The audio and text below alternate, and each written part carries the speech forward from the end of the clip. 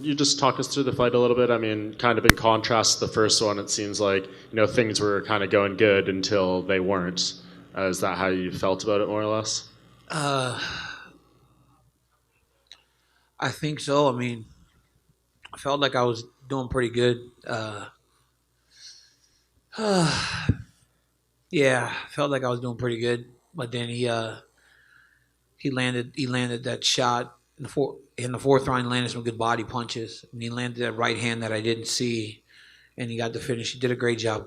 Yeah, what do you think made that approach so effective? Like, were you tiring at that point, and maybe that's why the body work worked so well in the fourth as opposed to maybe earlier in the fight? I kind of took the pressure off a little bit. I don't know why. Like maybe try to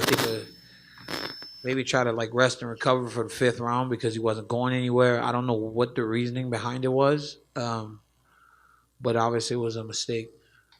And I know Joe Rogan kind of asked you about the future and stuff in the cage. That was obviously immediately in the aftermath. I know it hasn't been too long, but have you had any more time to think about your future?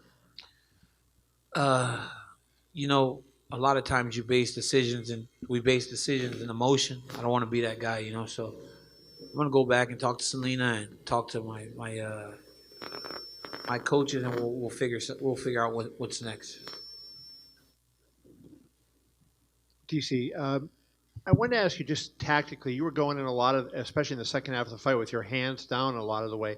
Were you that confident, like that? You were able to just walk in there and land those shots. The problem is I was going and he was hitting me, but then I didn't feel that much, and it's not about like the shots that you take, it's the one that you just don't see coming.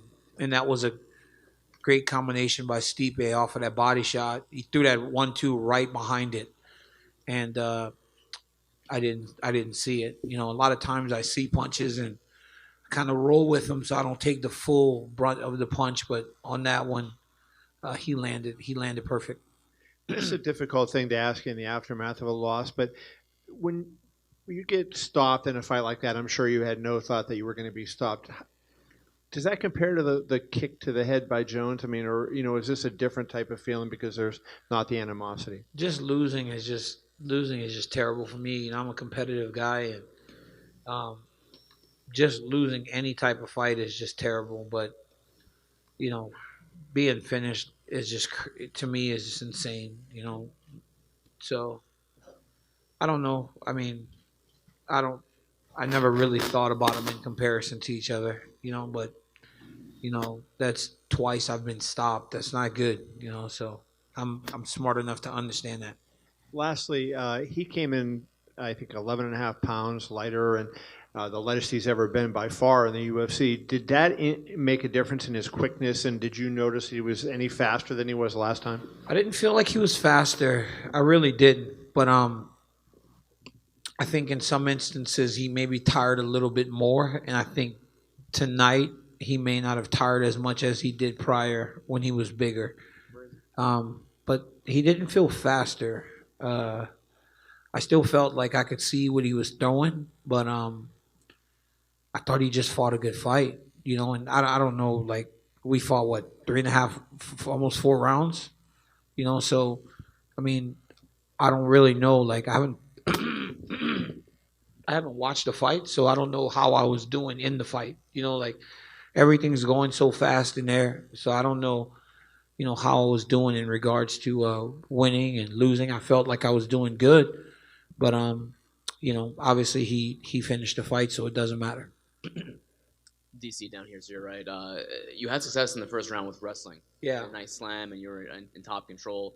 Did you think about going back to that? Was that part of the strategy, or you didn't really go back to it? That was the strategy. That's probably the biggest letdown, is how I let my coaches down. They were begging me to wrestle. And that's probably the most disappointing thing, is that I didn't do what I was trained to do. And I feel like I let my coaches down, let them down. Was there any reason why you didn't go back to it just in the moment? I think when you start finding success and landing things, you just kind of fall in love with it. I feel it feels like the Gustafsson fight all over again when I wrestled a lot in the first round, and then for the last 4 rounds, I just didn't. And they were begging me to do it then. But tonight, I actually paid the ultimate price for not listening to my coaches. Usually pretty good about doing that. And you landed 181 significant strikes, which is actually the most in a loss in UFC history. What's that? You landed the most significant strikes in a loss in UFC history. It's actually tied with your boy Max Holloway. I didn't even I didn't know how many times I hit him. I just know that I was hitting him, and I could see him getting marked up, and I think you fall in love with the visuals of a guy's face getting marked up. In the first fight, you hit him with that one shot in the clinch, and he went down, and he was done. Were you surprised that he was able to take as much punishment as he did? No, I knew he had a good chin. I knew the first time because that punch I've landed prior, and the guys didn't go down. So I knew it would be different. I anticipated a long fight. That's it. Hey, guys, thank you so much. I appreciate you.